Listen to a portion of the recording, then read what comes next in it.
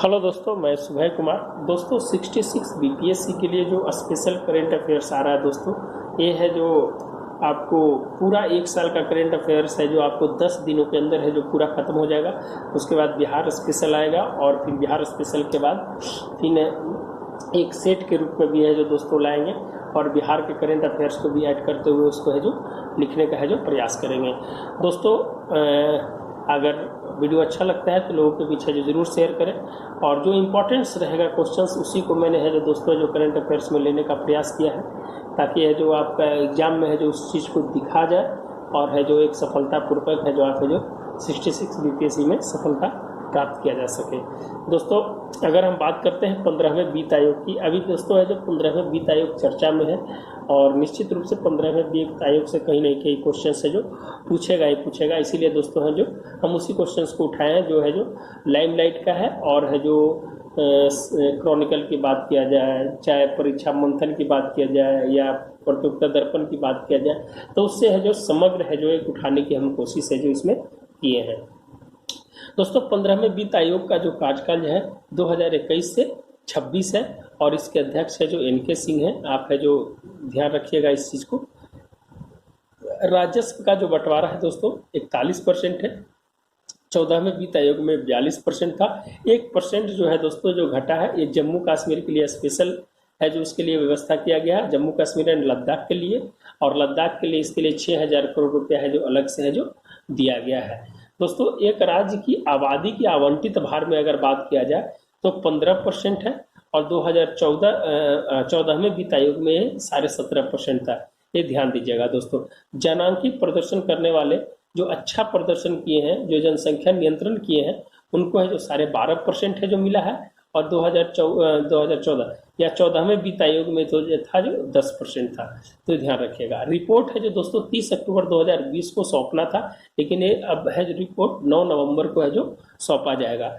और इसमें है जो दोस्तों टर्म ऑफ रेफरेंस की एक बात की गई है, जो साउथ और नॉर्थ के बीच में जो एक डिस्प्यूट था जनसंख्या को लेकर, कहीं ना कहीं है जो उस बात है जो टर्म ऑफ रेफरेंस के रूप में है जो बताया गया था। तो ये वर्ड पूछ सकता है दोस्तों कि किससे रिलेटेड है, तो ये 15वें वित्त आयोग से संबंधित है।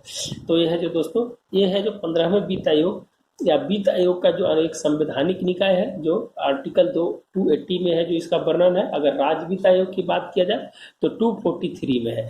तो ये ध्यान रखिएगा। 5 साल का इसका कार्यकाल होता है दोस्तों और इसके सदस्य एक अध्यक्ष होते हैं, 4 इसके सदस्य होते हैं, तो टोटल 5 होते हैं। तो आप है जो इस तरीका से है जो आप है जिसको देख सकते हैं। टोटल 15वें वित्त आयोग का एक शॉर्ट फ्रेम है जो दोस्तों हम बनाने की कोशिश किए हैं। अमेरिका द्वारा भारत को विकासशील देशों की सूची से बाहर किया। दोस्तों G20 देशों की जितने भी देश थे उसमें है जो एक एनालिसिस होता है कि अगर विश्व व्यापार का अगर 0.5% से योगदान अगर उसका होता है या उससे ज़्यादा होता है, तो अमेरिका की एक है जो स्ट्रेटेजिक प्लानिंग है, USTR एक संस्था है, उसके माध्यम से है जो क्या करता है कि 1998 में इसकी स्थापना है जो की गई थी। और इसके माध्यम से क्या होता है कि जो विकासशील देशों को सूची से निकाल देता है और जो कुछ रियायतें रहती है उसको है जो हटा दिया जाता है। तो दोस्तों है जो USTR के अनुसार भारत को है जो छूट जो दिया गया था उसको खत्म कर दिया गया है और भारत के साथ साथ ब्राजील, इंडोनेशिया, हांगकांग, दक्षिण अफ्रीका और अर्जेंटीना को भी है जो इससे बाहर कर दिया गया है। दोस्तों अब G20 के बारे में है जो कुछ थोड़ा जानते हैं। इसकी स्थापना है जो 1999 में हुई थी दोस्तों और 2020 में है जो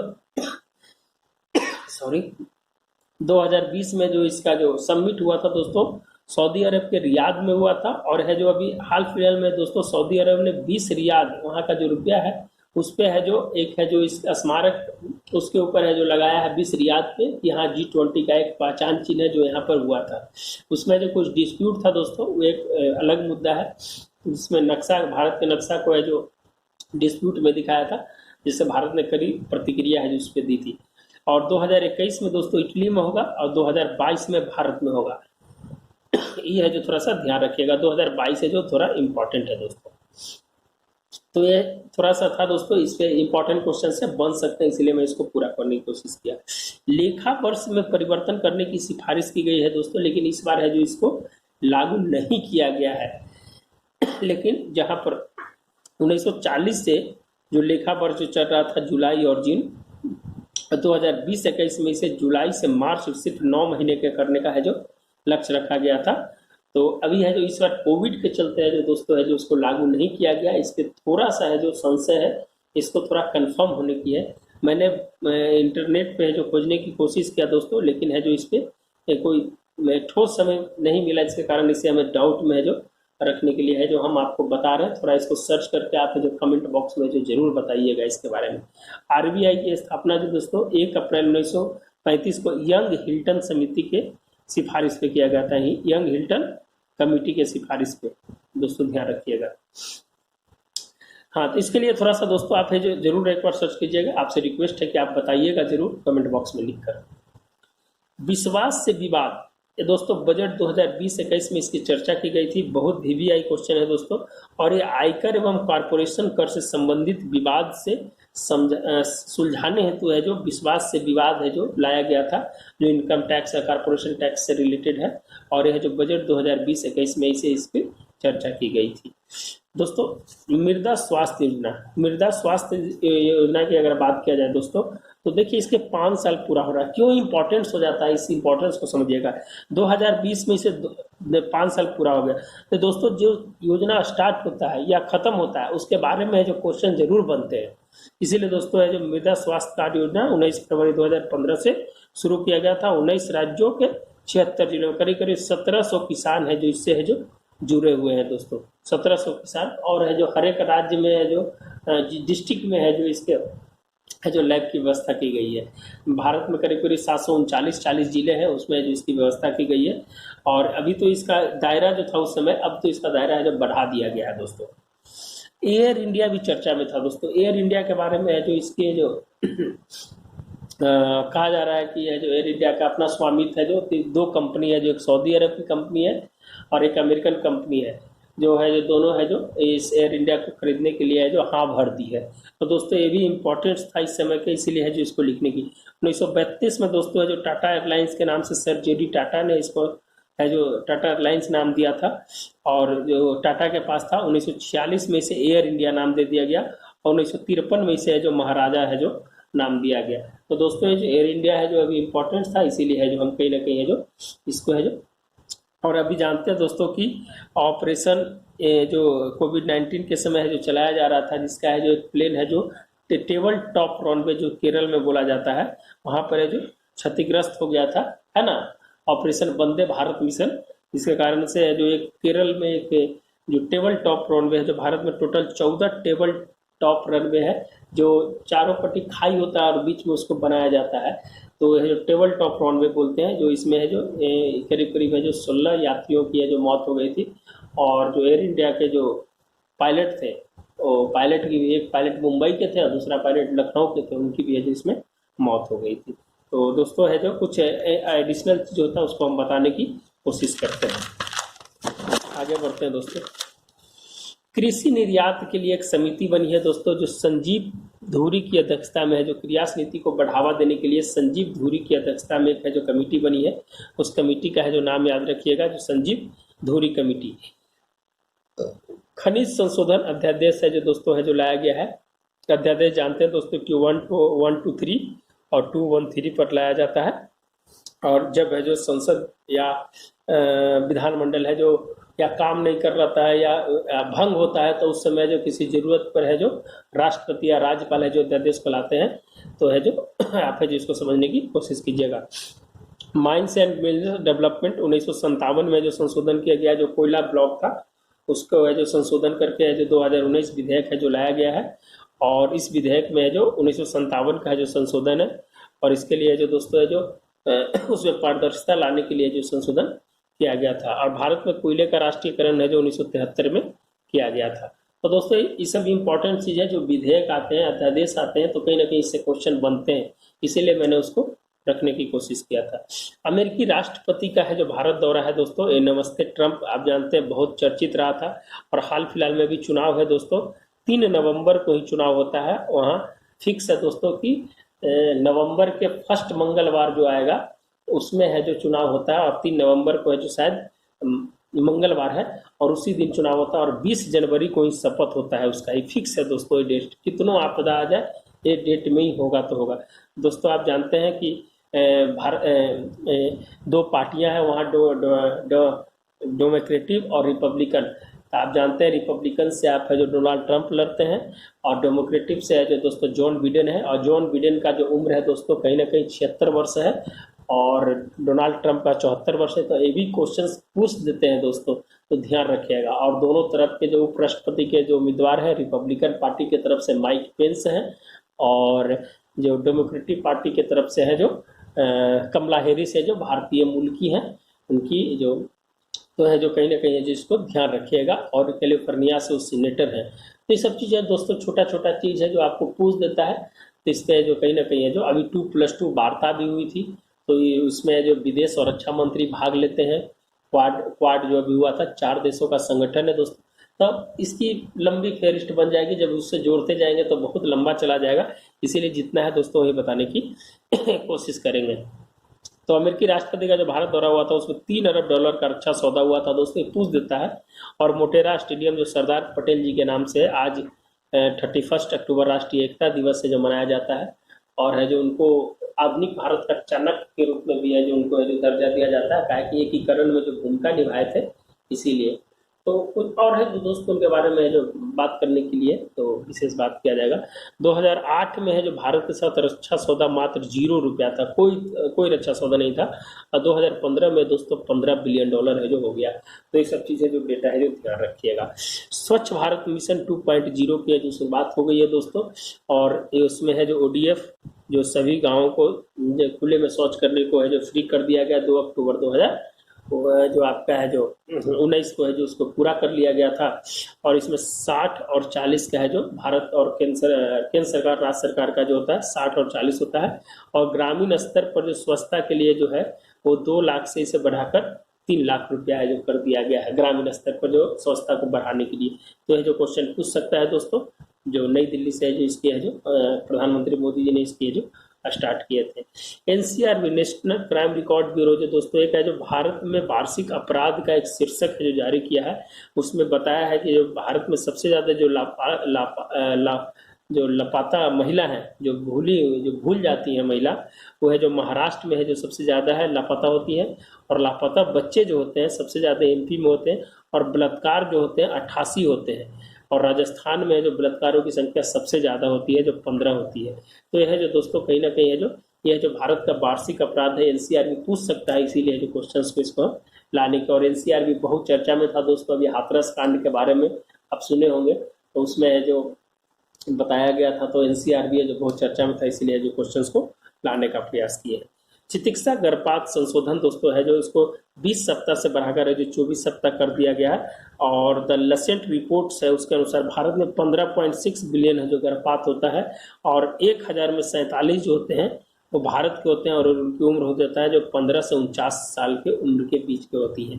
तो कहीं ना कहीं है तो दोस्तों एक गंभीर समस्या है जो चिकित्सा गर्भपात संशोधन को उसको 20 सप्ताह से 24 सप्ताह जो कर दिया गया है। ध्यान रखिएगा दोस्तों, इम्पोर्टेंट है।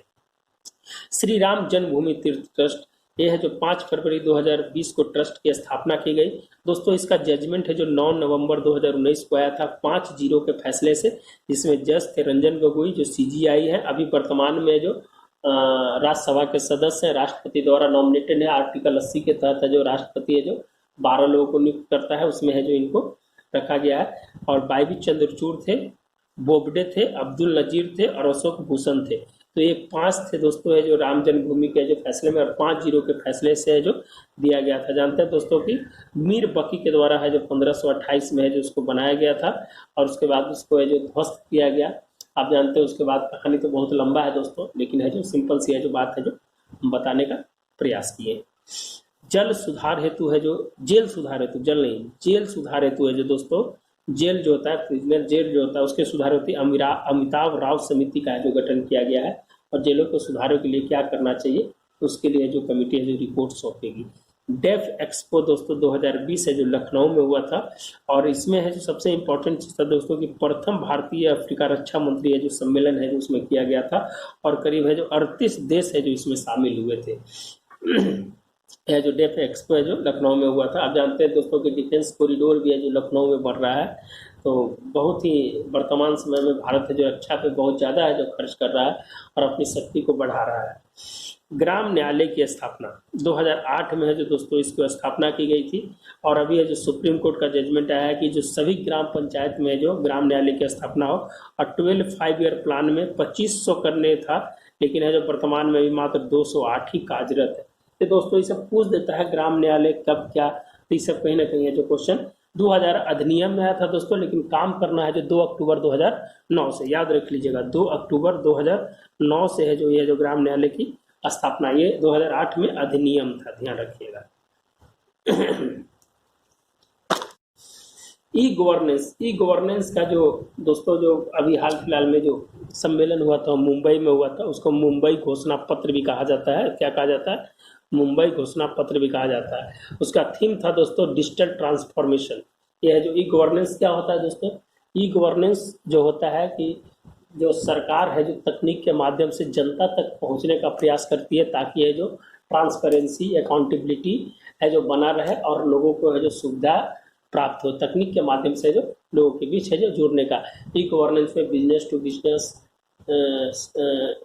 आप है जो गवर्नमेंट टू गवर्नमेंट की बात कर सकते हैं, गवर्नमेंट टू पीपल की बात कर सकते हैं, आपका ई गवर्नेंस उसको है जो बोला जाता है।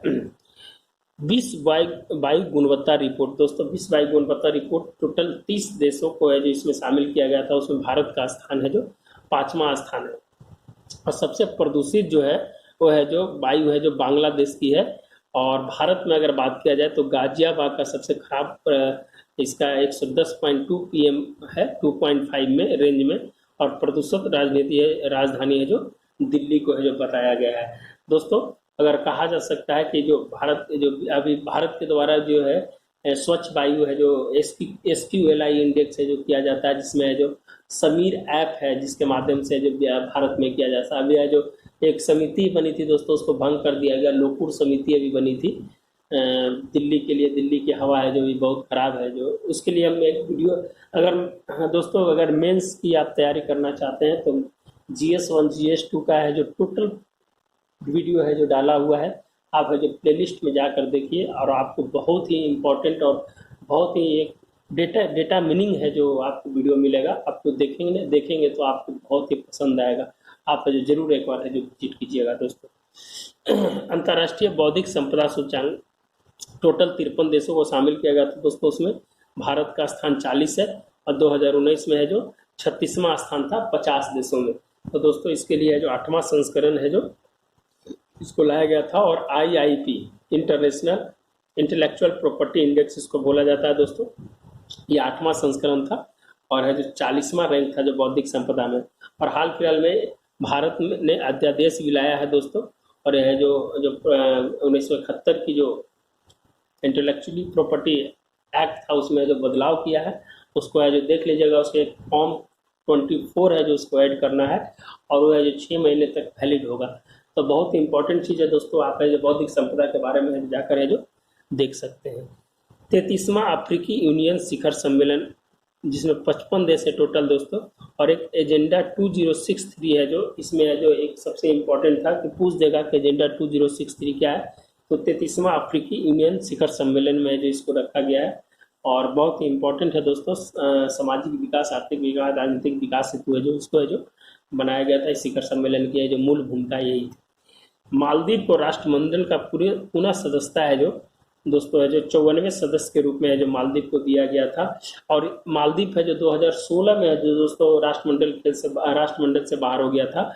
और 1982 में है जो सबसे पहले है जो मालदीव को बनाया गया था, लेकिन भी 2016 में है जो कुछ ब्रिटेन और मालदीव के बीच जो रिश्ते खराब हुए थे, जिसके कारण है जो बाहर हो गया था। इसकी कहानी लंबी है दोस्तों, इसकी कहानी बताएंगे तो वहाँ के राष्ट्रपति को जो ब्रिटेन में शरण दे दिया गया था, जिसके कारण है जो मालदीव की सरकार ने है जो इसके बदले में है जो राष्ट्रमंडल से बाहर हो गया था।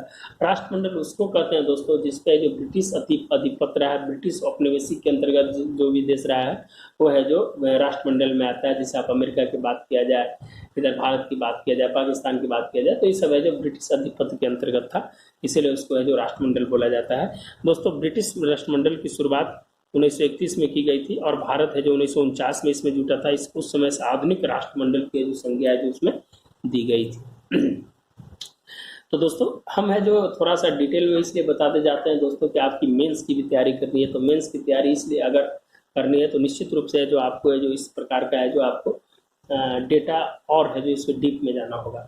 G70 का में टोटल 135 देश है दोस्तों। 1964 में इसकी स्थापना हुई थी और अध्यक्ष जो वर्तमान में था जो गुआना था। फिलिस्तीन जो फिलीपींस है जो गुआना को है जो ट्रांसफर कर दिया था अध्यक्षता इस बार।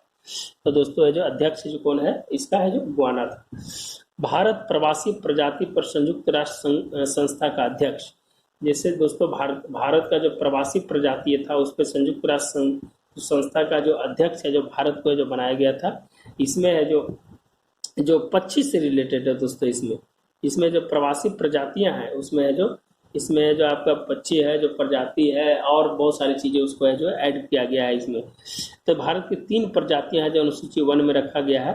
इसमें एशियन हाथी है, ग्रेट इंडियन बस्टर्ड है और बंगाल फ्लोरिन है जो है जो इसके भारत के 3 प्रजातियां जो अनुसूची 1 में रखी गई है। ये है जो प्रवासी प्रजातियों का जो संयुक्त राष्ट्र का जो संस्था का अध्यक्ष बनाया गया था और इस सम्मेलन है जो गुजरात में हुआ था दोस्तों। यह जो ध्यान रखिएगा, बहुत इंपॉर्टेंट क्वेश्चन है ये। भारतीय प्रवासी प्रजाति युविका दोस्तों है जो इसरो द्वारा है जो चालू किया गया युवन वैज्ञानिक कार्यक्रम है और 9वीं कक्षा में जो पढ़ता है उससे है जो 8वीं पास कर गया है वही है जो इसमें जो भाग ले सकता है। गला काम नहीं कर रहा है दोस्तों, देखते हैं जहां तक अगर होती है वहां तक जरूर करेंगे।